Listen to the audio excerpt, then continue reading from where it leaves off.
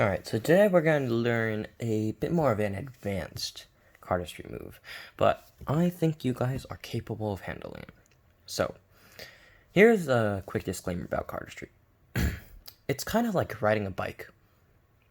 Once you get the feeling down, you won't forget how to do it ever again in your life. As soon as you get the feeling of how much pressure you need to apply and when to execute the move, you'll be perfectly fine. So just for everything that I'm going to teach, the ribbon spread, the dribble today, and the S spread and one-handed fans later, as long as you practice them and just get the feeling down of your fingers and the muscles and the muscle memory down, then you will be completely fine. All right. So today, let's go into the dribble. The dribble looks something like this. It's just a way to let the cards fall one by one into your other hand. So grip is very similar to the ribbon spread. You take your dominant hand, biddle grip, but instead of, well, actually there's two versions of doing the dribble. You can actually have your index flat across and dribble, or you can have it pressing down with the fingertip. Up to your discretion, whatever you feel comfortable with. But I use the fingertip on the top of the deck. So what's really happening is you want to hold this edge of the deck with your third, fourth, and fifth finger, but at the fingertips. You want it to be like right on there. You don't want it to be too deep, otherwise it's gonna like stick and it's gonna be really hard to make it look good. So you want it to be right on the edge. And same with the thumb.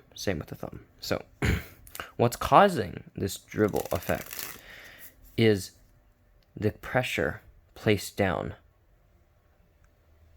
by the index, and by lifting up the thumb you can see this bend right here, and that's what's causing the dribble. See, if you didn't have the index finger, it's just, you can still do it, but it just won't look as good, and you can't go as high. You can't really see in this camera frame how high it can go, but like 1.5 feet, I think, if you really get the dribble down, and that's a move called the anaconda, but you guys will get into that later. So you just like the pinky count, you have to apply the counter pressure with the index and your thumb pulling up. So the cards are actually coming off your thumb. Your third, fourth, and fifth finger should stay completely still, and your thumb is the only thing that's moving. So all the cards come off the thumb in that manner.